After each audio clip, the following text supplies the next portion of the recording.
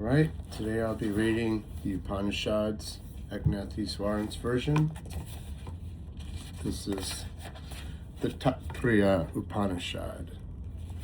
The self is the source of abiding joy.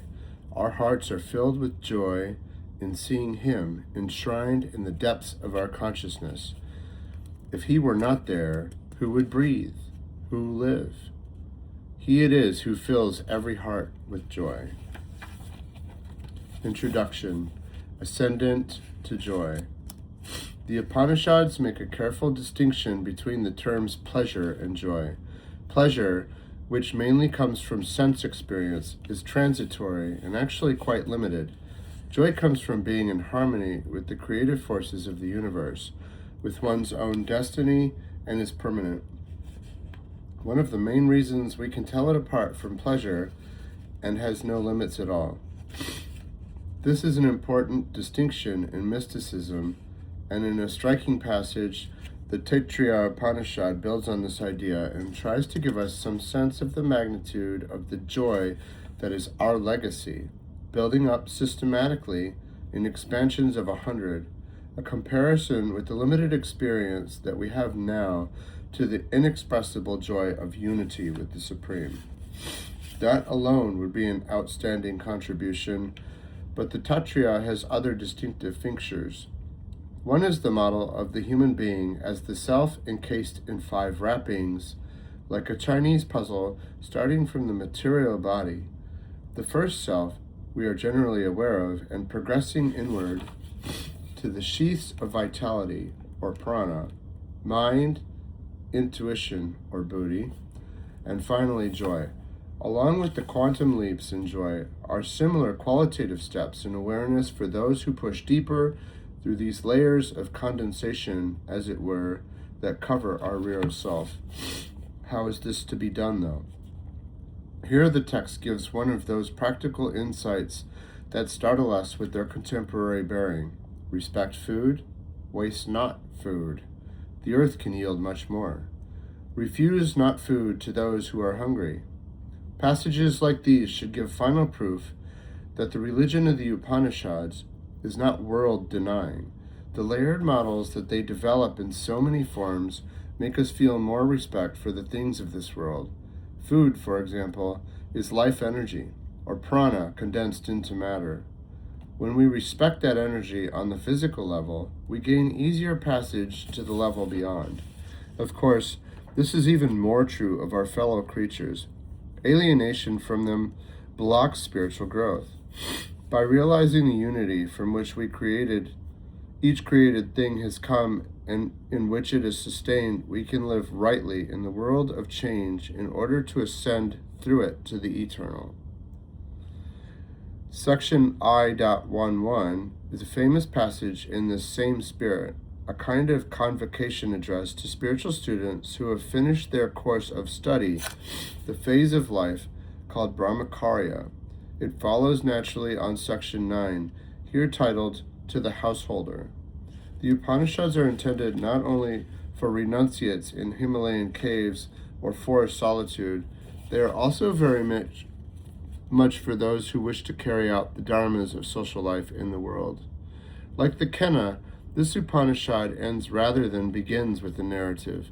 The story of Brigu addresses how we can make our own life part of the upward drive of spiritual evolution by serving the self in everything we do. Than that, the Upanishad asserts there can be no greater joy. May the Lord of Day grant us peace. May the Lord of Night grant us peace. May the Lord of Sight grant us peace. May the Lord of Might grant us peace. May the Lord of Speech grant us peace. May the Lord of Space grant us peace. I bow down to Brahman, source of all power. I will speak the truth and follow the law. Guard me and my teacher against all harm. Guard me and my teacher against all harm. Om. Shanti, Shanti, Shanti. The Taittiriya Upanishad. May the Lord of Day grant us peace. May the Lord of Night grant us peace. May the Lord of sight grant us peace. May the Lord of might grant us peace. May the Lord of speech grant us peace. May the Lord of space grant us peace. I bow down to Brahman, source of all power. I will speak the truth and follow the law. Guard me and my teacher against all harm. Guard me and my teacher against all harm. Let us learn the art of recitation, which calls for knowledge of letters, accent, measure, emphasis, sequence, and rhythm. May the light of wisdom illuminate us. May we become united with the Lord. Let us contemplate 5 categories: this world and luminous worlds in the sky, education, progeny, and speech. What is this world? Earth below, sky above, air between, and space connecting them. What are the luminous worlds in the sky? Fire on one side and sun on the other. Water between, lightning connecting them. What is education? Teacher speaking to the disciple seated by his side. Wisdom between, discourse connecting them. What is progeny? Mother on one side, father on the other. The child between, the sexual organ connecting them. What is speech? The lower jaw and the upper, words between, and the tongue connecting them. Those who contemplate these categories will have children, cattle, food, and wisdom. O Lord of love, revealed in the scriptures, who have assumed the forms of all creatures, grant me wisdom to choose the path that can lead me to immortality. May my body be strong, my tongue be sweet, may my ears hear always the sound of Om, the supreme symbol of the Lord of love, and may my love for him grow more and more. Lord, may I grow in spiritual wisdom, and may I have food and clothes and cattle. May students come to me from far and near, like a flowing river all the year. May I be enabled to guide them all, to train their senses and still their minds. May this be my wealth, may this be my fame. O Lord of love, may I enter into you, and may you reveal yourself into me.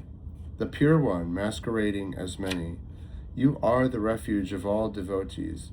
I am your devotee. Make me your own. Bur, Bhuvas, Suvar are the 3 vibrations. Mahakamasya taught a 4th, Maha, to stand for the self. The rest are his limbs. When Bur is the earth, Bhuvas, the space between, and Suvar, the world above, Maha is the sun that nourishes life everywhere. When Bur is fire, Bhuvas air, and Suvar the sun, Maha is the moon that supports all the planets and celestial bodies. When Bur is the Rig, Bhuvas the Sama, and Suvar the Yajur, Maha is Brahman, wisdom that nourishes all the 4 Vedas. When Bur is prana upward, Bhuvas downward, and Suvar is prana widespread, Maha is food that nourishes all vital forces in everyone. Thus these vibrations are 4 times 4. Those who understand them realize the self and are loved by all. The Lord of love dwells in the hearts of all. To realize him is to go beyond death. Between the parietal bones of the skull swings the sagittal door, as the lobe swings behind the palate. Through that one goes out chanting Bur to become one with fire, chanting Bhuvas to become one with air, chanting Suvar to become one with sun, chanting Maha to become one with the Lord. Thus one becomes king of his own life, ruler of his passions, senses, and intellect. He is united with the Lord of love, who is truth, peace, and immortality, the source of joy, the supreme goal of life. Meditate always on the Lord of love. Earth, sky, worlds above, quarters and their halves, fire, air, sun, moon and stars, water, herbs, trees, space, and eternity are the elements. Eye, ear, mind, tongue, and touch, skin, flesh, muscle, marrow, and skeleton, and the 5 vital forces that constitute the body. The sage, contemplating these sets of 5, discovered that everything is holy. Man can complete the inner with the outer. Om is the supreme symbol of the Lord. Om is the whole. Om affirms. Om signals the chanting of the hymns from the Vedas. The priest begins with Om. Spiritual teachers and their students commence with Om. The student who is established in Om becomes united with the Lord of Love. To the householder, practice right conduct, learning and teaching. Be truthful always, learning and teaching. Master the passions, learning and teaching. Control the senses, learning and teaching. Strive for peace always, learning and teaching. Rouse Kundalini, learning and teaching. Serve humanity, learning and teaching. Beget progeny, learning and teaching. Satyavakcha says, be truthful always. Taponitya says, master the passions. Naka declares, learning and teaching are necessary for spiritual progress. I have become one with the tree of life. My glory rises like the mountain peak. I have realized the self, who is ever pure, all-knowing, radiant, and immortal. Thus spoke the sage Trishanaku when he became united with the Lord of Love. Having taught the Vedas, the teacher says, speak the truth, do your duty, neglect not the scriptures, give your best to your teacher. Do not cut off the line of progeny. Swerve not from the truth, swerve not from the good. Protect your spiritual progress always. Give your best in learning and teaching. Never fail in respect to the sages. See the divine in your mother, father, teacher, and guest. Never do what is wrong. Honor those who are worthy of honor. Give with faith. Give with love. Give with joy. If you are in doubt about right conduct, follow the example of the sages who know what is best for spiritual growth. This is the instruction of the Vedas. This is the secret. This is the message. Part 2. They have attained the goal who realize Brahman as the supreme reality, the source of truth, wisdom, and boundless joy. They see the Lord in the cave of the heart and are granted all the blessings of life. From Brahman came space, from space came air, from air came fire, from fire, water, from water, earth, from earth, plants, from plants, food, and from food, the human body, head, arms, legs, and heart. From food are made all bodies, which become food again for others after their death. Food is the most important of all things for the body. Therefore, it is the best medicine for all the body's ailments. They who look upon food as the Lord's gift shall never lack life's physical comforts. From food are made all bodies. All bodies feed on food, and it feeds on all bodies. The physical sheath is made up of food. Within it is contained the vital sheath, which has the same form, with prana as head, vyana as right arm, apana as left, space as heart, and earth as foundation. Man, woman, beast, and bird live by breath. Breath is therefore called the true sign of life. It is the vital force in everyone that determines how long we are to live. Those who look upon breath as the Lord's gift shall live to complete the full span of life. The vital sheath is made of living breath. Within it is contained the mental sheath, which has the same form, with Yajur as its head, Rig as right arm, Sama as left. The heart is the wisdom of the Upanishads, and the Atharva is the foundation. Realizing that from which all words turn back and thoughts can never reach, one knows the bliss of Brahman and fears no more. Within the mental sheath, made up of waves of thought, there is contained the sheath of wisdom. It has the same form, with faith as the head, righteousness as right arm, and truth as left. Practice of meditation is its heart, and discrimination its foundation. Wisdom means a life of selfless service. Even the gods seek spiritual wisdom. Those who attain wisdom are freed from sin and find all their selfless desires granted. The wisdom sheath is made of detachment. Within it is contained the sheath of bliss, which has the same form, with joy as the head, contentment as right arm, and delight the left.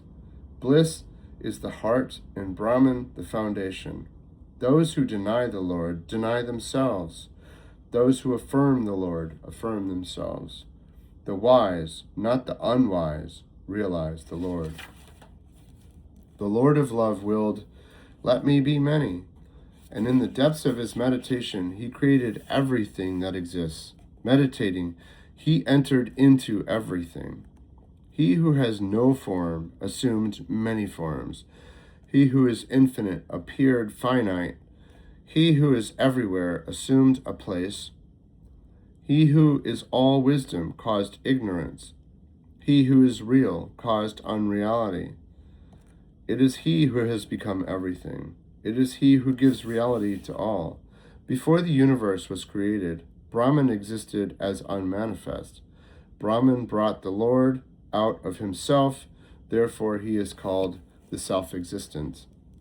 The self is the source of abiding joy. Our hearts are filled with joy in seeing him enshrined in the depths of our consciousness. If he were not here, who would breathe?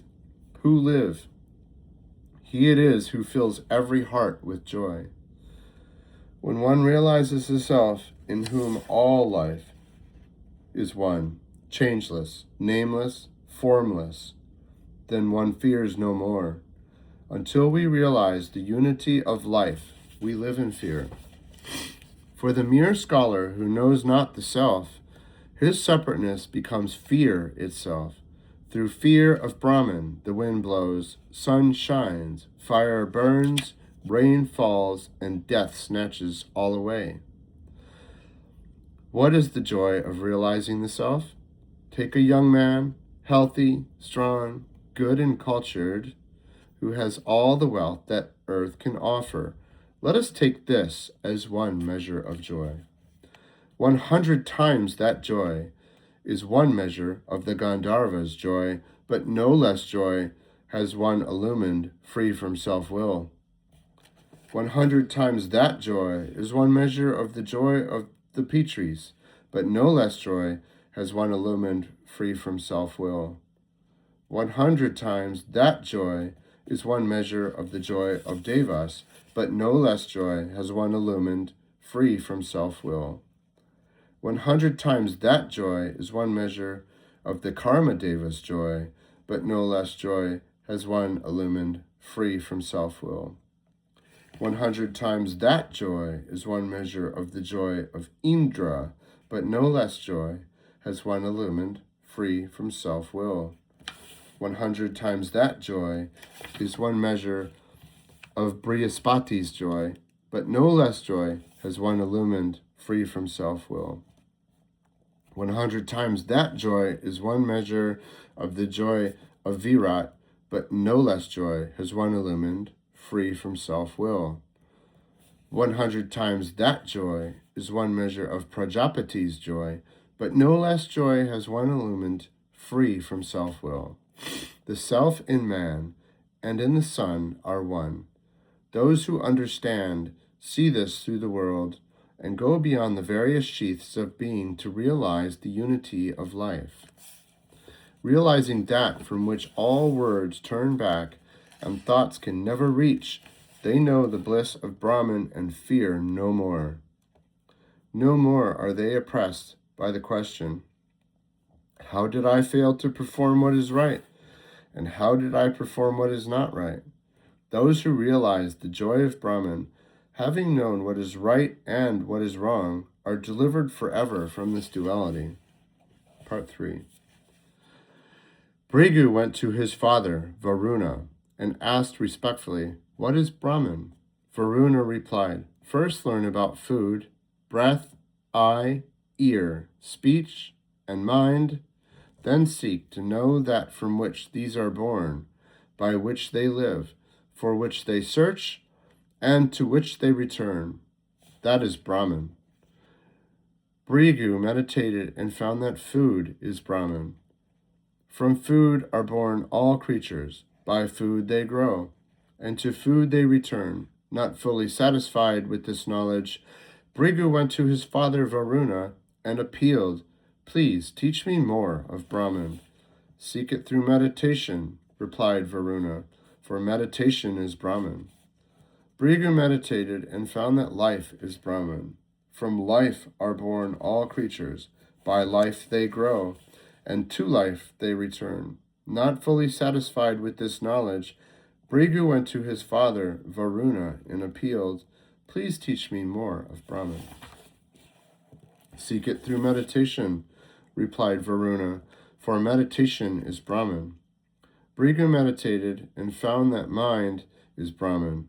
From mind are born all creatures. By mind they grow, and to mind they return. Not fully satisfied with this knowledge, Bhrigu went to his father Varuna and appealed, "Please teach me more of Brahman." "Seek it through meditation," replied Varuna, "for meditation is Brahman." Bhrigu meditated and found that wisdom is Brahman. From wisdom come all creatures. By wisdom they grow. To wisdom they return. Not fully satisfied with this knowledge, Bhrigu went to his father Varuna and appealed, "Please teach me more of Brahman." "Seek it through meditation," replied Varuna, "for meditation is Brahman." Bhrigu meditated and found that joy is Brahman. From joy are born all creatures. By joy they grow, and to joy they return. Bhrigu, Varuna's son, realized this self in the very depths of meditation. Those who realize the self within the heart stand firm, grow rich, gather a family around them, and receive the love of all. Respect food. The body is made of food. Food and body exist to serve the self. Those who realize the self within the heart stand firm, grow rich, gather a family around them, and receive the love of all. Waste not food, waste not water, waste not fire. Fire and water exist to serve the self. Those who realize the self within the heart stand firm, grow rich, gather a family around them, and receive the love of all. Increase food. The earth can yield much more. Earth and space exist to serve the self. Those who realize the self within the heart stand firm, grow rich, gather a family around them, and receive the love of all. Refuse not food to those who are hungry. When you feed the hungry, you serve the Lord, from whom is born every living creature. Those who realize the self within the heart stand firm, grow rich, gather a family around them, and receive the love of all. Realizing this makes our words pleasing, our breathing deep, our arms ready to serve the Lord in all around, our feet ready to go to the help of everyone in need. Realizing this, we see the Lord of love in beast and bird, in starlight and joy, in sex energy and the grateful rain, in everything the universe contains, drawing on the Lord's resources within, security, wisdom, and love in action, we conquer every enemy within to be united with the Lord of love. The self in man and the Son are one. Those who understand this see the world and go beyond the various sheaths of being to realize the unity of life. Those who realize that all is one are at home everywhere and see themselves in all beings. They sing in wonder, I am the food of life. I am. I eat the food of life. I eat. I link food and water. I leak. I am the firstborn in the universe, older than the gods. I am immortal. Who shares food with the hungry protects me. Who shares not with them is consumed by me. I am this world, and I consume this world. They who understand this life. This is the Upanishad, the secret teaching. Om. Shanti, Shanti, Shanti.